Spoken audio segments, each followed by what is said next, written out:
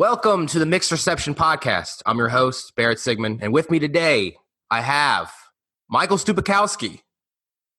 That was pretty close. How do you say your name? Stypulkoski. I knew that. Okay. Episode 2, and today we're doing Indiana Jones and the Temple of Doom. So I picked you to do this one because I think months ago, you and me were in the back of the Push Comedy Theater, probably drunk. And I don't know how we got to talking about Indiana Jones, but you mentioned that you hate this movie. That's correct. And we follow each other on Letterboxd, and I did some snooping, and you rated this movie a half a star. A half star. That's correct. So a rating I reserve for very few movies, and not just the ones that I think are bad or even terrible, but are just, there's something objectionable about them at their very core. And that's what I think of this movie. And has my view changed upon rewatching? We'll get into it. I was about to say, yeah, we're going to get it. We do final ratings at the end. I usually ask everybody that's on here, how'd you hear about this movie? I mean, I guess the better question is, how did you get into Indiana Jones? Or are you a fan of the series? Or I'm not really a fan of Indiana Jones. Okay. So I'm a kid of the 80s and 90s, and so Indiana Jones was just always around, you know? Yeah. Like Star Wars. If you're my age or your age, Star Wars was always there. And from our very earliest recollection, it was there. So it's not like I ever found out about Indiana Jones or Star Wars or anything like that. It was always there. And I never really thought much of it. They're not movies that were on repeat in my house growing up. And so I never had really strong opinions of it. And until when Kingdom of the Crystal Skull came out. Oh, that's going to be a stay tuned. That's going to be a future episode. Sure, and sure. If you want to be on it, I'll bring you back. Well, when that movie came out, I didn't care because I wasn't an Indiana Jones fan to begin with. So I didn't go see it in theaters. And it wasn't until several years later that I watched it. And I knew, people hated it. And I had heard about the aliens and all that. But it didn't really affect me because I wasn't a fan of the series, really. And eventually I got around to watching it on DVD, and I went back and rewatched the first 3 so that I would have a basis, because since I was a little kid, since I had seen them. And that's when I realized that I hated this movie, that I really wasn't an Indiana Jones fan anyway. Raiders, I think, is fine, but I could take it or leave it. Oh, I love Raiders. That's one of my favorites. I do like Last Crusade. I think that's the best of the series. That one I think is fun, but this one just, it's rough. So yeah, I feel like people are either a Raiders guy or a Last Crusade guy. So you prefer Last Crusade. You're not a huge fan, but that's your favorite of them all. Yeah, and I'd have to rewatch it. I rewatched, we spoke about this yesterday. A few days ago, I went to rewatch Temple of Doom for this podcast and made it about halfway through before I just had to stop. And so last night I went and I knew I needed to watch it. So to get myself in the mood, I watched Raiders first. And my opinion hasn't really changed. I think it's fine, but I could take it or leave it. And then I went back from the beginning with Temple of Doom and watched it. And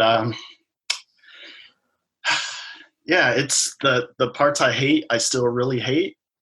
I specifically watched trying to find things that I liked about it, and so I did find some. Yeah, I love this movie. That's why I invited you on here, because I thought this would be a nice little contrast, a nice little discussion. I don't think this is anyone's favorite. Mm-hmm. I mean, I don't think I've met anyone who says, "Oh yeah, Temple of Doom's my favorite." I met one kid in middle school this was his favorite. And he was kind of weird. So that makes sense. Yeah, I got into Indiana Jones. My parents introduced it to me. I mean, they were probably well into their 20s when Raiders came out. And it was just one of those things, like you said, It was everywhere. I mean, it's really ingrained in pop culture. And yeah, I mean, I these movies were like a big part of my childhood. I mean, I loved them all. I mean, hell, I remember me and my friend, we recorded we made our own Indiana Jones movies. I mean, I played the video games. I was just a huge fan. I mean, there's probably several times where I dressed up as Indiana Jones for Halloween. Yeah. And then I was one of those people who was like super excited for Crystal Skull. And okay. Yeah. Well, that's a stay tuned. That's another episode. Well, let's get into it. All right. Reviews at the time. This movie got very mixed reviews. From what I looked into, it seemed like people very much loved it or hated it. I'll do a positive. Roger Ebert, Chicago Sun-Times, 4 out of 4 stars. Love this movie. I agree with him. Quote, the most cheerfully exciting, bizarre, goofy, romantic adventure since Raiders, and it is high praise to say that it's not so much a sequel as it is an equal. It's quite an experience. This movie is one of the most relentlessly nonstop action pictures ever made, with virtuoso series of climactic sequences that must last an hour and never stop for a second. It's a roller coaster ride, a visual extravaganza, a technical triumph, and a whole lot of fun. Holy shit. Well, he's right about one thing. Roger Ebert loved it. It's not a sequel. So I agree with him there. Yeah, this is a prequel. Yeah. Technically. I guess that word didn't exist in 83, 84. 84 is when this came out. I'll read a bad one. Oh, this one's funny. David Kerr, Chicago Reader. The film betrays no human impulse higher than that of a 10-year-old boy trying to gross out his baby sister by dangling a dead worm in her face. I mean, they did go out for the gross out gags. I'll say that. They did. They were, I kind of feel how Return of the Jedi was kind of geared towards the kids with the Ewoks and all. This one with obviously Short Round and with all the monkey brains and snakes and all that, I think I can't wait till we get into that scene, the dinner scene, because I don't know how I feel about it. Another positive, Vincent Canby, New York Times. Too shapeless to be the fun that Raiders is, but shape may be beside the point. Old-time 15-part movie serials didn't have shape. They just went on and on and on, which is why Indiana Jones does this with humor and technical invention. I mean, yeah, I think this really does a good job of kind of like recreating that feel of the old movie serials. Yeah. Oh, another negative one. This was pretty brutal. Ralph Novak, People Magazine. The ads that say this film may be too intense for younger children or fraudulent. No parent should allow a young child to see this traumatizing movie. It would be a cinematic form of child abuse. Even Harrison Ford is required to slap Quan and abuse Capshaw. There are no heroes connected with this film, only 2 villains. Their names are Steven Spielberg and George Lucas. Jesus Christ, dude. Well, this is the reason why PG-13 came into existence, because this was rated PG and there's some objectionable content. Yeah, I would say people getting their heart ripped out, literally. Yeah. Oh yeah, it was this movie and then Gremlins, which last week's episode was Gremlins too. So, but yeah, those were kind of the 2 big ones that, created the PG-13 rating. And I think it was Red Dawn, I think was the first. Yeah. Red Dawn was the first PG-13 movie released in theaters. James, I don't know how to pronounce his last name, Berardinelli from Real Views. It's not the darker turn that makes Temple of Doom uncomfortable at times. It's the mean-spiritedness. So, I mean, do you think this movie's like mean-spirited? Yeah. Yeah. Okay. I think so. It's everyone's kind of unlikable. It's kind of a nasty little piece of work, I think. And sure, it is dark. I mean, that's obvious. It's darker than Raiders thematically. But yeah, everyone's kind of nasty to each other, really. Well, this is what people who were involved in the film thought of it. Steven Spielberg in 1989, quote, "I wasn't happy with Temple of Doom at all. It was too dark, too subterranean, and much too horrific. I thought it outpoltered Poltergeist. There's not an ounce of my own personal feeling in Temple of Doom. Temple of Doom is my least favorite of the trilogy. I look back and I say, well, the greatest thing that I got out of this was I met Kate Capshaw. We married years later, and that was the reason I was fated to make Temple of Doom. So Spielberg doesn't like it. Apparently, Harrison Ford, not a big fan of this movie. He was kind of uncomfortable with the film story, and he just didn't really like how the final film turned out. Kate Capshaw, who plays Willie, which we'll get into, very critical of her character. She says she's not much more than a dumb, screaming blonde. I have a lot to say about Willie. I kind of defend her. I don't. Maybe it's because I've seen this movie like 100 times, but she didn't like rewatching this. She didn't bother me as much. Like maybe it's just because I'm used to it. But I actually like. I feel like I would act exactly like she does in this movie. I mean, she's got to like all the crap she has to do. She's about to get thrown into like a big lava pit. She's got to like touch all these bugs and shit. I mean, I'm kind of on Willie's side. The problem with that is she's at her worst early in the film, where she's just screeching obnoxiously and incessantly, just at every turn. Anything she says is in this shrill, screaming voice, and usually for no good reason. And she's living in a different reality. Anything she's saying, it doesn't track with what people are saying to her. And we can get into specifics. Yeah, we'll get into specifics. Apparently, Lawrence Kasdan, who wrote Raiders of the Lost Ark, he was asked to come back to write the script, and he wanted no part of it. I guess he just didn't like the story that George Lucas came up with. He said, "I thought it was horrible. It's so mean. There's nothing pleasant about it. I think Temple of Doom represents a chaotic period in both Lucas and Spielberg's lives, and the movie is very ugly and mean-spirited." I guess apparently Lucas and Spielberg attribute the darkness of the movie because I think Lucas was going through a divorce. Spielberg, I guess, just broke up with his girlfriend, so they were like in really bad moods. So I guess that's why the movie's so dark. Here's the thing, though. I mean, it's more violent for sure. It's more gory. Is it that dark though? I think this is the goofiest one out of all of them. Goofy in the sense that you have these two quote unquote comic relief characters in Willie and Short Round, who basically anything they say is a joke or supposed to be a joke. It's supposed to be funny.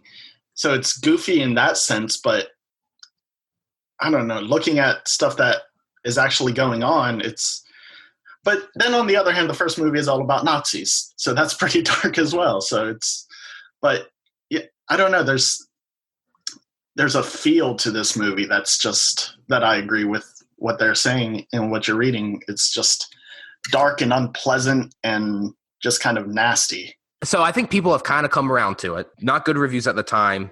Critics 85% on Rotten Tomatoes. Audience 81.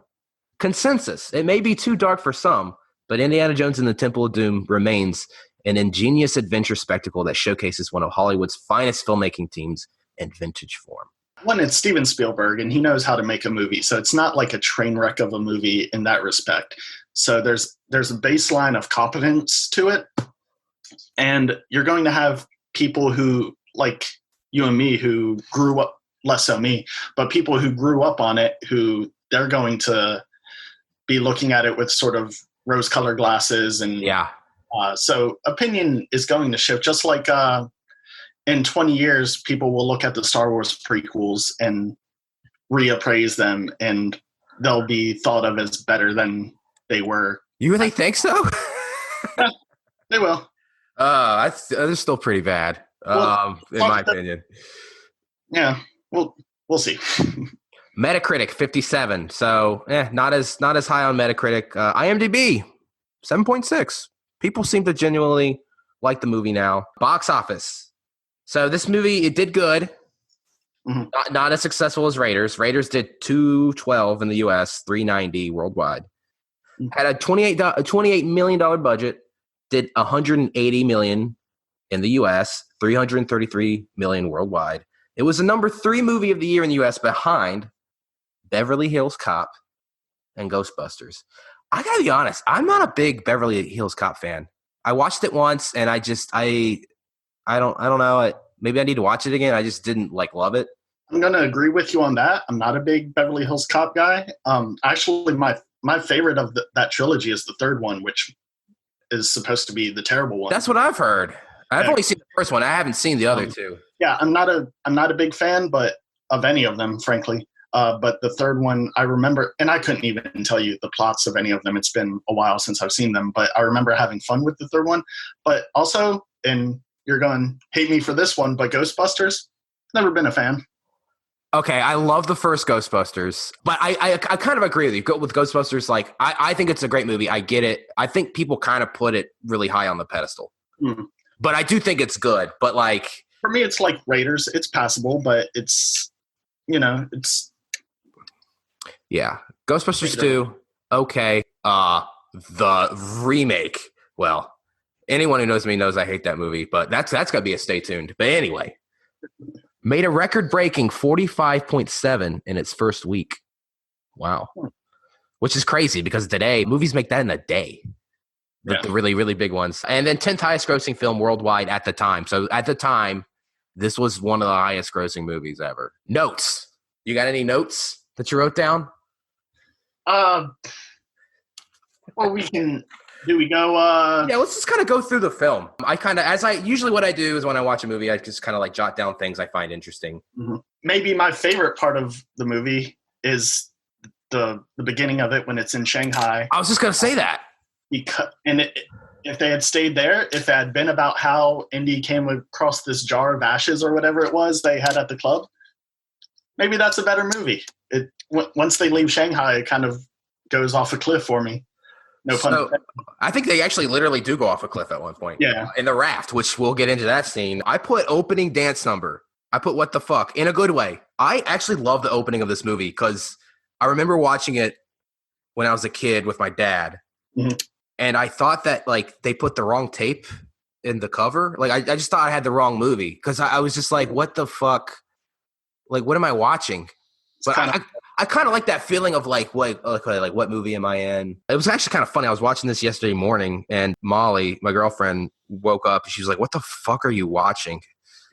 So I like the dance number. The remains of Nurhachi.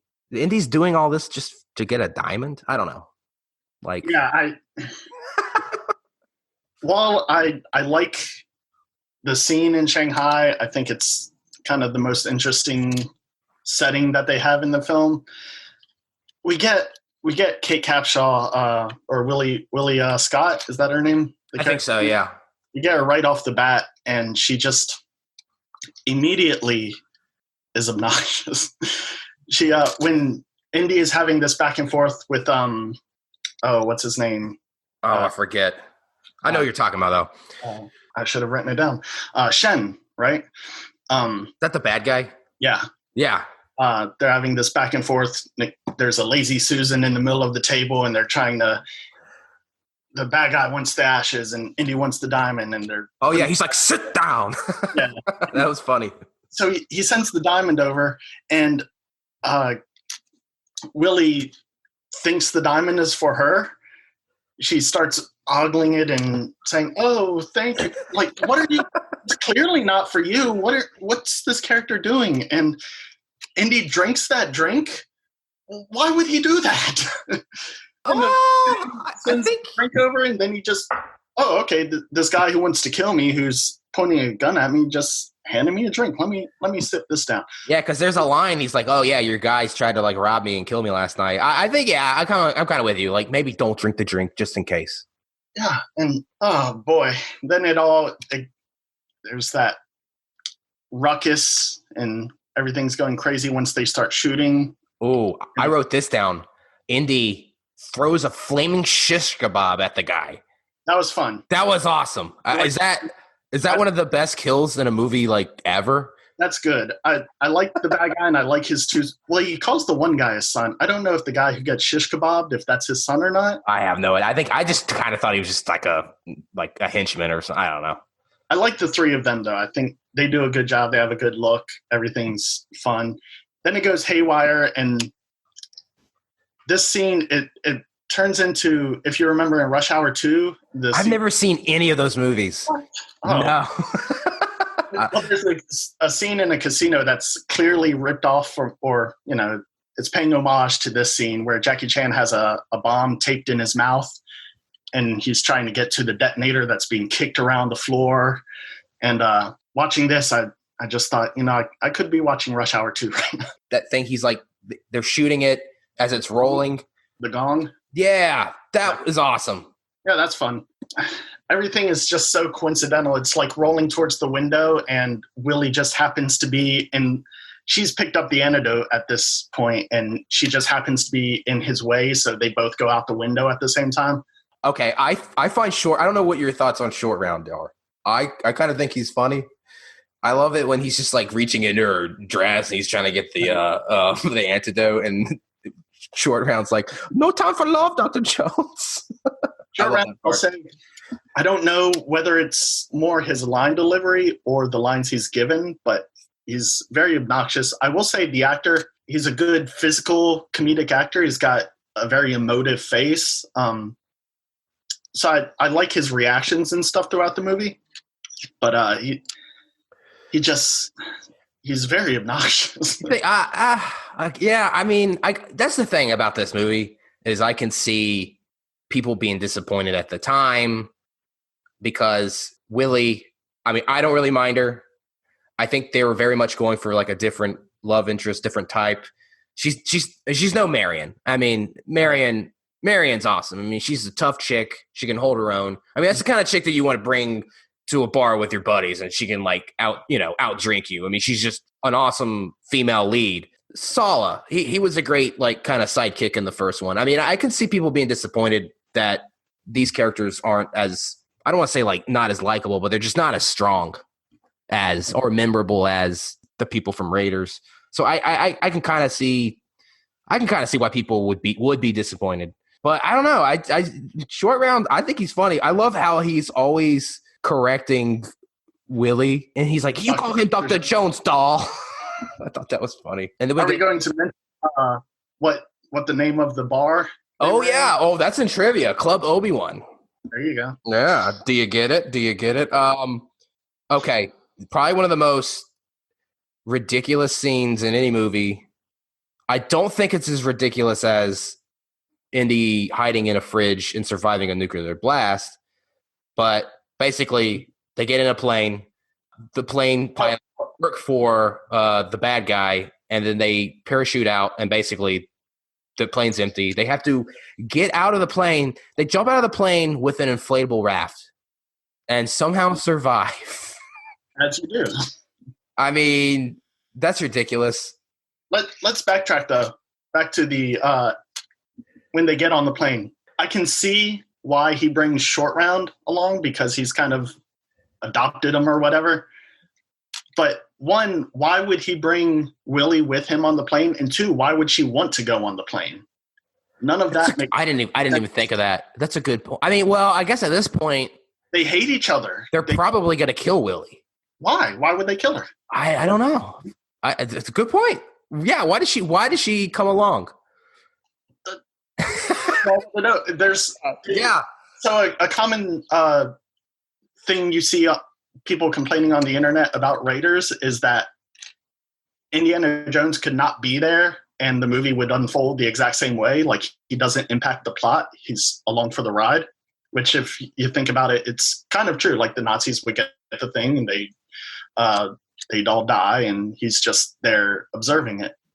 In this movie, Willie and Short Round, it's kind of the same thing. They don't affect any part of the plot. They could easily not be there and everything would... Well, Short Round does burn Indy and he snaps out of the evil, trance. So, okay, Willie is worthless. I will say that. I think Short Round helps out. Helps out, sure.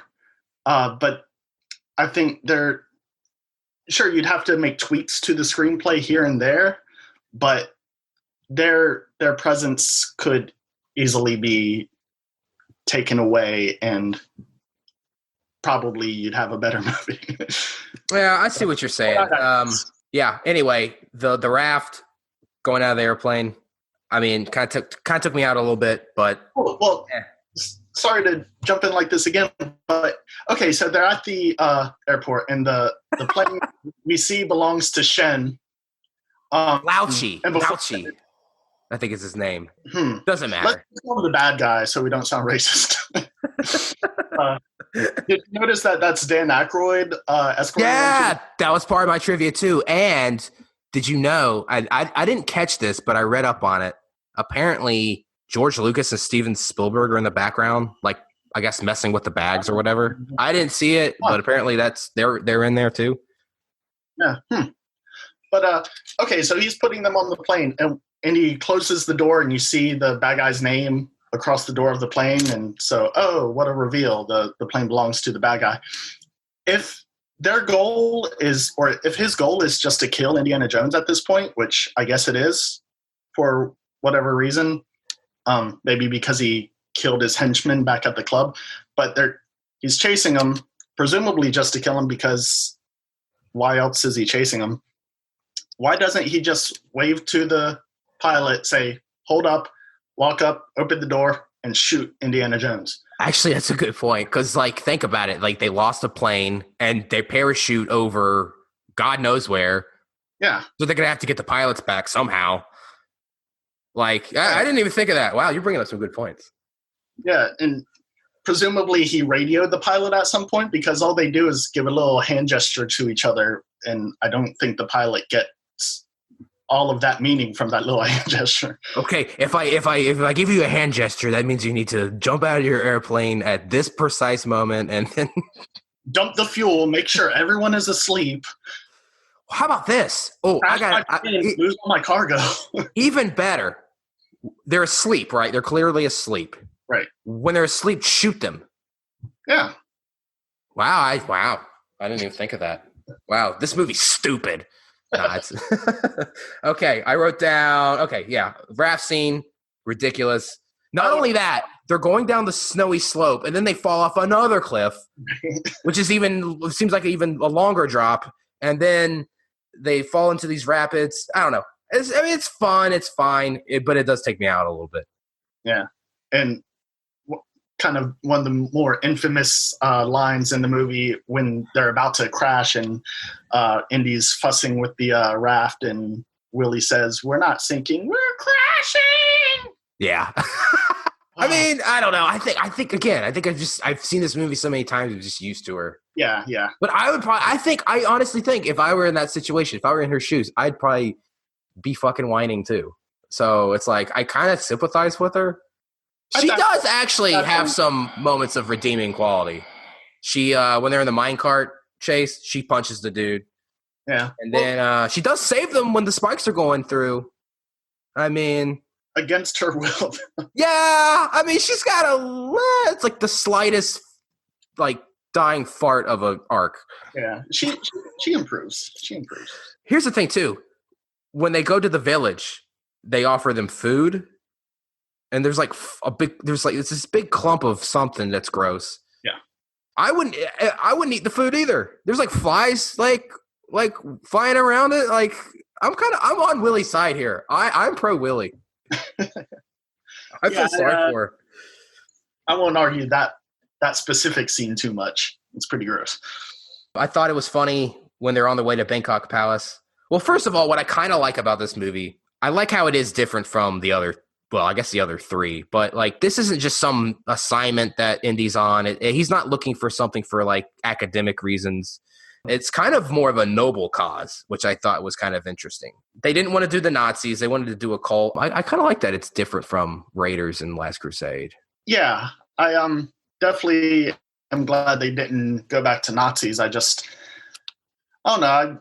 I think staying in Shanghai would have been a better move. Once they get to India and do all that stuff, it's just, that's when the movie, while the characters, especially Willie, improves and becomes less annoying, the movie overall, it's kind of just ugly. It's not interesting to look at, especially this scene where they're in the village, and of course it's supposed to be ugly, that's the point. The village has been decimated, etc. But it's just unpleasant to look at, and it doesn't really improve when they get to the palace. Even though it's a palace, it's not interesting or fun. And then the subterranean stuff, once they get to that, and we'll get there. By that point, I don't know. I think some of the sets are kind of cool. Like, I love the whole, like... Don't say campfire. Campfire? Yeah. That scene where they're at the campfire, No, I was going to say, I liked when they're, I guess when they're doing the sacrifices or whatever. I don't know. I think that's kind of a cool set. Okay. But on the way to the palace, they have that campfire scene where they set up camp, and Indy and Short Round are playing poker or whatever. Oh yeah, Willie's running around. She's like finding all these like for like stuff. 50.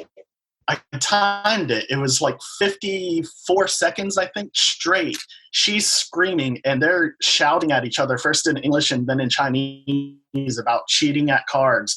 And it's the worst thing I've ever seen in a movie. It's the single least pleasant experience. Who's this for? Who's having fun? That she's running around screaming. We don't know what she's screaming at most of the time. We know it's different animals, but she's just off screen, just screaming at the top of her lungs. Indy and Short Round are shouting at each other. Oh boy. I don't. Okay, it's not. I mean, that's not like. It's probably one of the worst parts of the movie. But like, I would be freaking out if I like was holding up a fucking bat. Like, I don't know. I guess I like get that. I don't know. I guess I can like. I don't know. I guess I don't mind it because I can relate to Willie. But yeah, I can see. Yeah, I can see like if this, if that part annoys you. It's a fair point. It's a fair point. I wrote this down, and for years, it's confused me. The Maharaj, I guess the person who's in charge of the whole castle, guy or girl? I think that's a little boy. Oh, well, it's got to be because Willie asks one of the temple guards or whatever it is if he's married, and the guy says he's not married yet, and then the kid comes out. But like that looks like a girl, and it sounds like a girl. Maybe some bad dubbing. Whoever I think that actor's voice was dubbed, and could be. I know the bad guy's voice, the Shen or whatever his name was. His voice was dubbed. I found out looking at IMDb because he was my favorite performance in the movie, so I wanted to look up who the actor was, and I found out that they dubbed his voice for this. Damn, I think there's a lot of dubbing going on here. But the voice of this guy, it sounds like a girl, right? I mean... It reminds... it's so weird. His accent he sounds like... oh, geez, I should have thought of this so I knew exactly who it was. But someone in the Harry Potter films, it really reminded me of someone there, one of the little kids. And I can't think of it now. So I just like, okay, if you dubbed it, maybe get a more like, I don't know, maybe get a voice that sounds more like a boy. I don't know. But like for years I was confused. And then like, and also too, I want to like Short Round. Like there's a couple of moments in the movie where like Short Round's like smiling at the Maharaj. Like he likes her or him. And like maybe Short Round's gay and that's fine. But I just like, as a kid, as a little boy watching this, I was really confused because I thought like I'm confused. Girl. I thought it was a girl, and I thought Short Round like liked her. It was just, but the voice sounds like a girl. But then actually rewatching it, like there's a close up, and like it is a boy because there is a little bit of a pubescent mustache. So I don't know, weird. Barrett, what I'm getting from all this is you seem to have a little bit of a crush there on the Maharaj. No, it's fine. No, that's totally fine. Okay, well, the Maharaj is like, what, like 14, 13? I don't know. Yeah, too old for me. Moving on. All right, we get to the famous dinner scene. What do you think of the dinner scene? Famous is right. Everybody knows it, where they just trot out all this stuff that I would not eat, but then again, I'm a vegetarian, so... I do kind of like how excited the people at the table are. Like that one guy's like, "Oh, snake, surprised." Yeah, that's fun. And then the one guy's like, "Oh, I chilled monkey brains." I I will give Kate Capshaw credit in this scene where she does the whole cross eye and faint thing when she sees the monkey brains. I think that's a good bit of physical acting. So apparently the whole point of this scene really is to kind of shed some light on the history of the castle and the thuggy cult. Originally, it was supposed to be a tiger hunt. Spielberg was like, I'm not going to go in the fucking jungle and like get eaten by a tiger. So they were like, oh, let's just come up with a scene where they eat gross stuff. So hence, that's why it's in the movie. Is it racist? Oh, yeah, it's racist. They were supposed to shoot in India. They ended up shooting somewhere else. The country had like a big problem with the script. And I think they found it offensive. And I think this was one of the scenes that they found offensive. Room attack. When the assassin comes in Indy's room and tries to kill him. Yeah. I love that scene. He's like blended in. There's like paintings of people like on the wall. That was cool. Yeah, that's great. And when he's hanging from the ceiling fan, that's good. That was awesome. I wrote bugs. Ew. Jesus Christ. Like those bugs are gross. I mean, just imagine being.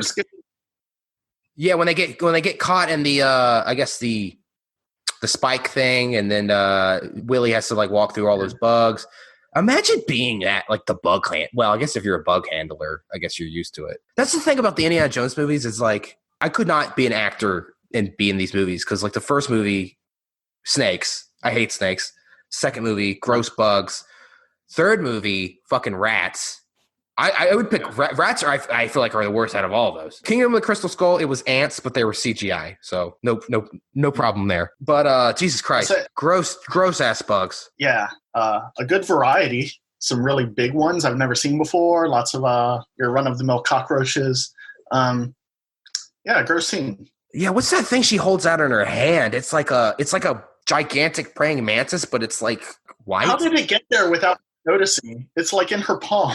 Well, she isn't. Well, she's an idiot. We've established, so she probably just. Let's backtrack a little bit though, so I can give Kate Capshaw another compliment. The scene where Indy and Willie are getting romantic and that was fun. I like that scene. Back and forth. It's pretty good. Yeah, it's effective. They Harrison Ford is his dashing, charismatic self, and she is good. Also, yeah, they actually it's very well acted. They have like really good chemistry. It's a fun, like nice, playful scene. Yeah, when she's given lines that are not supposed to be delivered at the top of her lungs to annoy everyone. Well, she didn't know how to scream properly when they were filming. They had to teach her how to scream.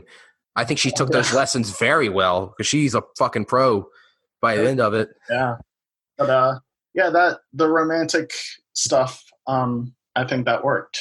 Something I do like about Indiana Jones and all the movies is that, of course, he is a charming, charismatic guy, but he's also a little bit of a doofus. He's a little goofy, and he always gets out of things by the skin of his teeth. So he's okay, but he puts himself in, or he gets himself into situations sometimes just because he's kind of careless or stupid, but it always works out, of course. Yeah. But I like that. It's like he's not – they could have gone a different route and made him just like a James Bond where he's – not only is he charismatic, but he's also super suave and everything always goes right for him just in the nick of time. But they don't. He's a little awkward and goofy. And I will say there's some vulnerability to him. And I think Die Hard definitely took a page out of the Indiana Jones book, but like your hero is basically like all bloodied and getting their ass kicked. I mean, that's what I like about him too. He's not just he's not like a James Bond who, well, in the early movies at least, just like kind of beats up people easily. Kind of everything's kind of coming easier to him. Right. He does struggle. He does get his ass kicked. So I do like that about him. Yeah. Also, I put this like they finally get out of the spike room and the doors are about to close again. He just had to grab his hat. Yeah. I mean, that's his thing. If he All doesn't right. have that, then at this point of the movie, the one thing I'll say about this movie, it's not boring. Which No, the pacing is relentless. But that comes at a price, though, because it's about this point where they escape that room and they're getting into the underground area where it's just, I could use a breather, where it's been hitting you over the head for like an hour at this point, and it's just keeps going. And it's better than being boring, I'll give it that, but it makes it so that this point, from the time they escape the spike room until they get on the mine cart, which is probably like 30 minutes or so, it's just, I'm a little bit checked out because it's been so relentless that my brain needs a break. Well, I mean, you could press pause. Take 30 minutes. Go outside, smoke, like take a breather. At this point, we're at the I guess they're doing like a ritual. It's like a sacrifice, and the guy gets his heart ripped out. I mean, I think it's awesome, but I could see like little kids at the time being like, "What?" Like if you're a parent bringing your kid to this, I could see that. I think it's awesome. I mean, it's brutal. This part of the movie, this section, aside from, like I was just saying, it's so much. But at this point, it also just kind of visually becomes unappealing. Just I don't like what I'm seeing on screen. The set, I don't know whether the set or the cinematography or whatever, it's just not interesting to me, and just kind of ugly. Especially like when they're in the tunnels where like Short Round is chained up and they're, hammering away at whatever. Just visually unappealing shots. The action is fine, but I'm not crazy about the visuals in this part of the movie. I could see that. I don't really mind it. I think the movie looks good. The next thing I jotted down, another really goofy part of the movie, the Indiana Jones voodoo doll. Yeah. I laughed. I was like, okay, like when did you have time to like make this? And he's got his like hat and his like signature jacket. It's just like, what? Like voodoo dolls are not a new thing. It's not something that would exist there. I just like when he showed up, they were like, hey, like you better make a voodoo doll. Like, I just think it's so. I mean, okay, I could see. Okay, if they wanted to do a voodoo doll, maybe having a kind of generic looking voodoo doll, but like the fact that the voodoo doll has like a little hat and a little like a coat, it's so goofy. The Maharaj has a guy on staff who can whip those out real quick. I gotta give Short Round credit.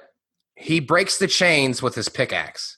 He's the only kid. Is he the only one to ever think to do this? Evidently.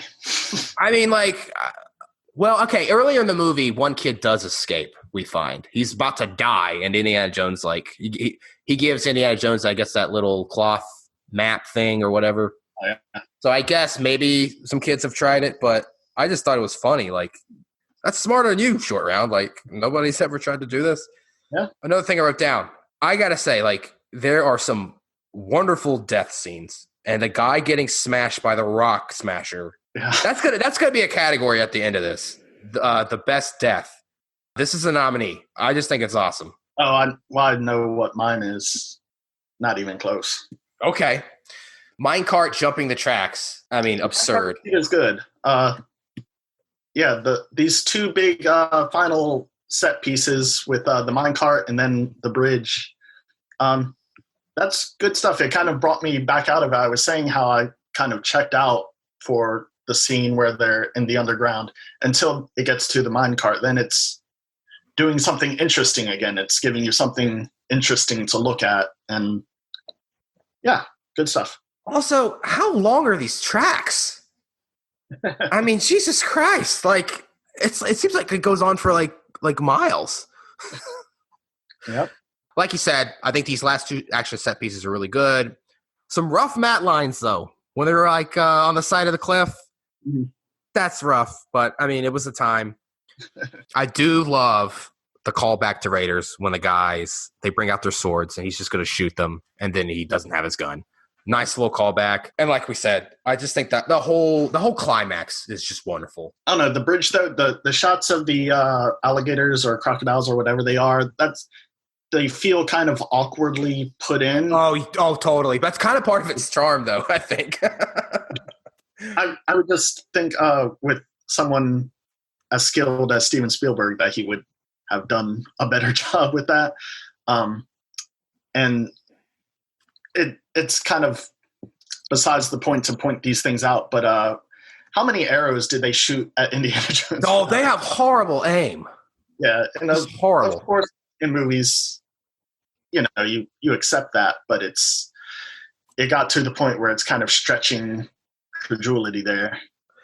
Malaram, I guess the main bad guy, great death. He gets his hand burnt by the stone, and then he falls down and he hits his head on the cliff, and then he gets eaten by alligators. That's the nominee for best death. Very good. Then my last point that I made, they go back to the village, they give him the stone. They don't really thank him. Thank you, Indy. Well, I think the problem is, they go back to the village and suddenly it's transformed. The buildings. I noticed that. It's like, you don't have the stone yet. Well, people are wearing nice, bright clothing. Everyone's happy. And then this mass of children come flooding into the village at the very end. And that's why they didn't thank Indy. That's the kids. That doesn't make any sense because Indy and Willie and Short Round come back before they do, even though they left the castle before they did. I don't know.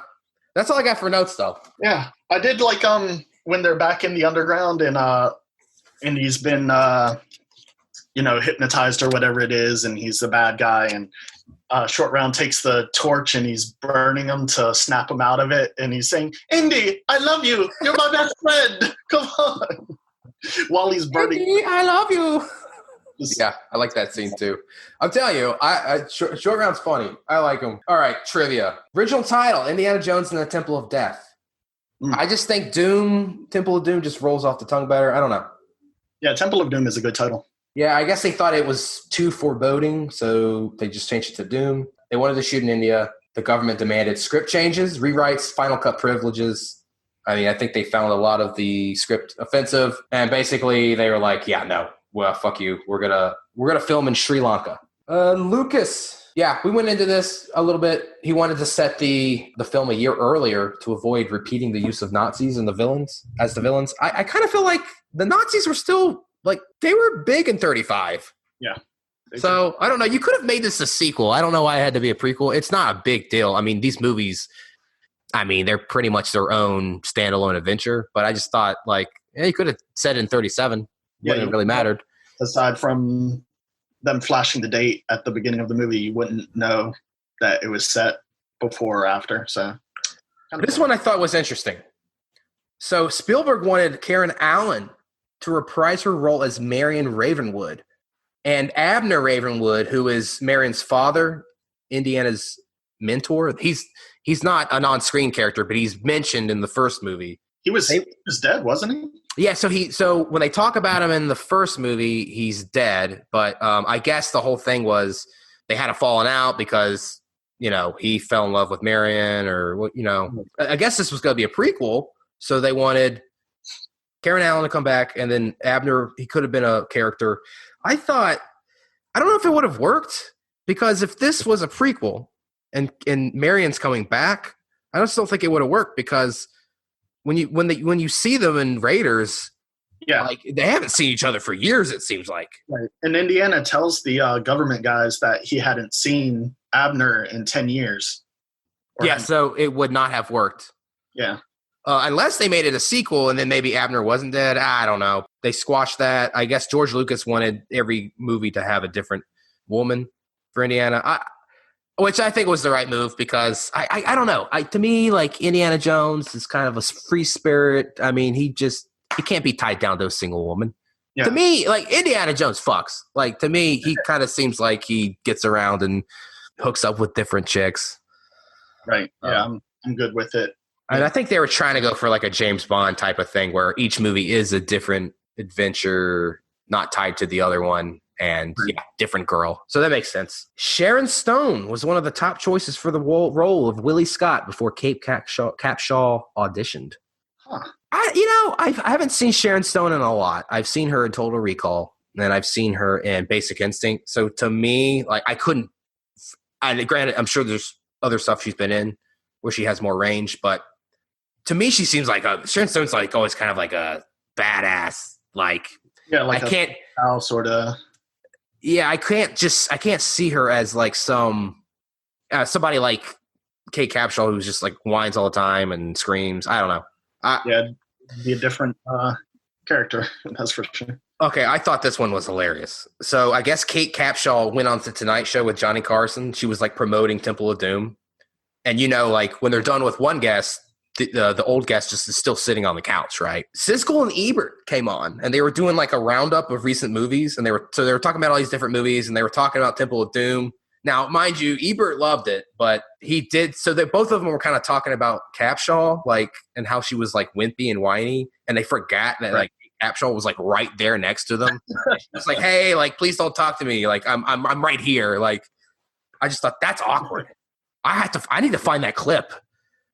Yeah. I mean, like, they just forgot that she was there, and they were just, like, bashing her character. I thought this was interesting. Indiana Jones and the Kingdom of the Crystal Skull. I guess one of the early scripts for that movie, there's a line where Indiana Jones mentions Willie and said that the last that he heard, she married a big shot director, which is kind of an in-joke because Kate Capshaw eventually married Steven Spielberg. That would have been a cool little, like, Easter egg, little nugget. I mean, the movie's still not good, but Harrison Ford suffered a herniated disc. He was out of commission for a while, and I think they even shut down the film for a little bit, but a lot of the stunts were actually performed by his stuntman. I mean, I think Harrison Ford liked to do a lot of his own stunts, but they actually got a guy in there to do most of them. I think he looked so similar to Harrison Ford that they didn't really have to do a lot of, like, I mean, of course they always have to do close-up shots of, like, the actual actor, but a lot of the stunts and stuff, you can see part of his face, and you can't even tell that it's not Harrison Ford. So I thought that was interesting. Yeah, that's all I got, really. Categories. Best scene. Best scene, I'd have to say that opening scene in Shanghai. I would be interested in seeing that movie. Oh, yeah, everything like leading up to it, like him actually getting Arachi, the assassin coming in trying to kill him. Ooh, that could be cool. Yeah. I would say I'm going to go with the bridge scene. What a climax. I love it. Yeah, I do like the bridge scene. There's one thing we didn't hit on, but just quickly, once he's cut the rope bridge and they're hanging there, and the main bad guy whose name is escaping me, he's got one of his henchmen there, and Indiana Jones is down at the bottom of the ladder, and he takes his henchman and like throws him off the ladder to try to hit Indiana Jones. But instead, why doesn't he just say, "I'm going to climb past you"? And if Indiana Jones tries to get me, fight him. I'm cool with that because Malaram's just like an evil dude. He's a total dick. He'll sacrifice any of his people to get what he wants. I'm down with that. I have no problem with that. I know it's not fair to find these sort of little logical flaws, but it's also, man, you might have gotten away with it. That's a valid point. Worst scene. That campfire scene. It's a minute of just screaming. Trying to think. Worst scene. I think I'm gonna have to agree with you. Yeah, I mean it doesn't terribly annoy me, but yeah, you got a good point. I mean, everybody's screaming at each other. It's just too much going on. Yeah, it kind of hurts your head. There's really no jokes. We don't see, okay, it's supposed to be a joke that she's running into all these animals, but we don't see most of it because she's in the background off screen. But we hear her screaming, and Indiana Jones and Short Round are shouting at each other over the card game. But it's not funny what they're saying. Like Short Round is saying you're cheating and he's not. There's not really a joke there. It's just nonstop. Yeah, I think that is the worst. Best quote. Oh boy, I'll tell you mine. There's a scene. They have him cornered on the bridge, and Indiana's like, I'm going to drop the stones. And then the Molarom's like, drop them, Dr. Jones. They will be found. You won't. That's bad. Yeah, that was a good one. Oh boy. I'd have to, I didn't think about a quote, so I don't know if I'll be able to provide one. Hey, no worries. No sweat. Yeah, might have to give that one a pass. Best unintentional comedic moment. Oh, when Short Round is burning Indiana Jones, like I was talking about, say he loves him and he's his best friend. Yeah. Oh, that's a good one. Yeah. I think I'm going to go with that one too. Oh, there's also one other. I laughed very little in this movie despite all the jokes. But one just brief little thing that did make me chuckle was when they're in Pencott Palace. There's a shot of like sort of a hallway, and Short Round is walking down it, but then these dancing girls. Oh yeah, runs away. That was good too. Yeah, that's fun. Best performance. This got to be Harrison Ford. He does a good job, and I also liked the bad guy from Shanghai, although finding out that he was dubbed kind of lessens it a little bit. But all those actors, in the Shanghai scene, not that they had a lot to do, but they were good at their roles. But yeah, Harrison Ford, as far as main characters go, he does well. Worst performance. Now I want to give you mine. I have a feeling I probably know what yours is. It's probably gonna be Willie, the guy who, I guess, the leader of the village. Oh yeah, he's clearly like, he clearly doesn't know how to speak English, and he's saying his lines phonetically. Mm-hmm. So I think I'm gonna have to go with him. Okay, I can see that. Yeah. For me, he while I'm not going to really defend his line reading, he was an interesting looking guy. Yeah. So that helps as far as I'm concerned. Yeah, I can't really defend the line reading. I doubt he didn't seem like a professional actor. But he was odd looking, and I appreciated that. But yeah, Kate Capshaw, it's just so I think she does a good job playing the character as written on the screenplay on the page. You could be right there, because there are scenes, like I said, that romantic scene between her and Indy where she is calm and like a normal person, where I think that's a good scene and she does a good job in it. And so it might just be a direction thing. She might have just been told by Spielberg, hey, be as annoying as possible. Run around screaming and screeching constantly. So maybe he was just following direction.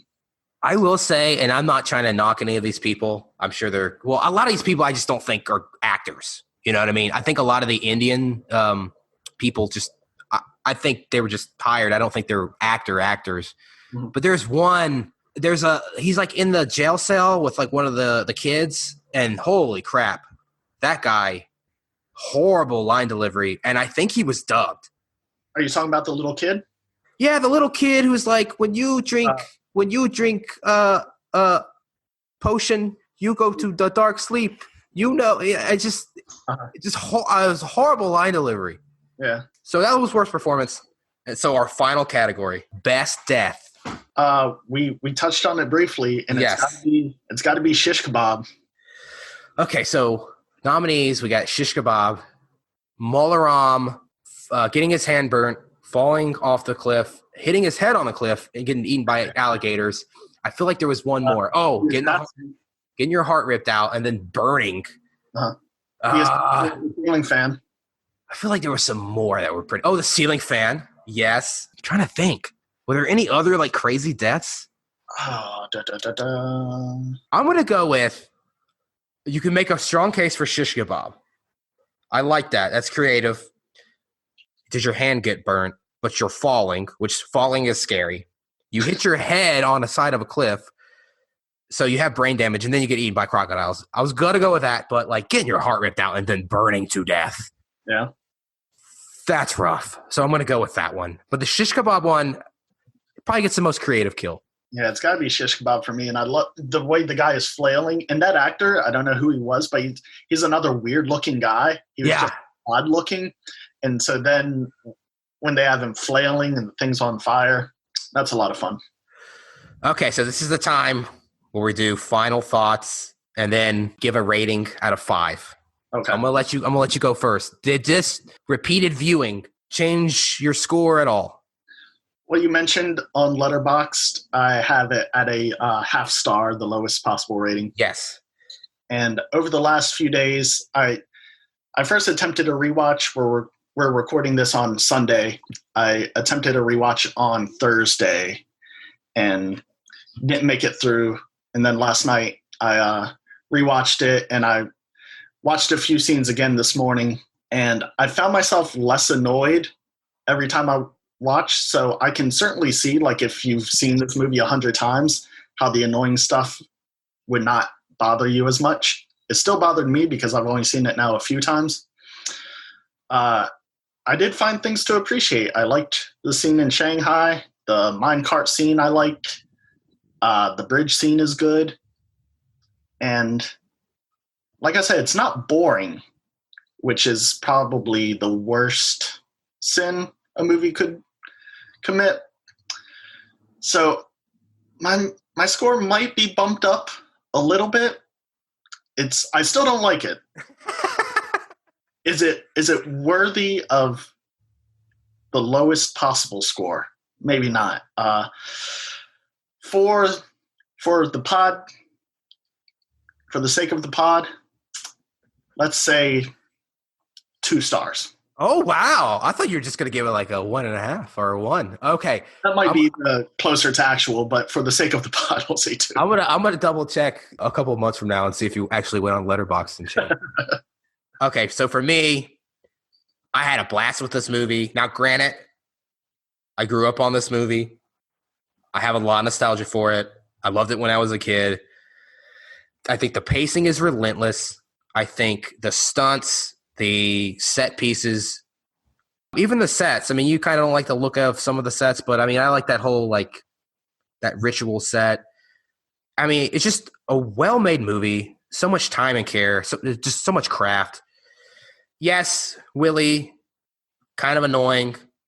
I think she's no Marion, but I also think that's kind of the point. I think they actually wanted to, like, do a new girl that was different, that was a direct contrast to Marion. Supporting cast, like, maybe not as strong as Raiders, but I don't mind them as much. I don't think they're as annoying because, again, you know, I did grow up on this and I've seen this movie 100 times.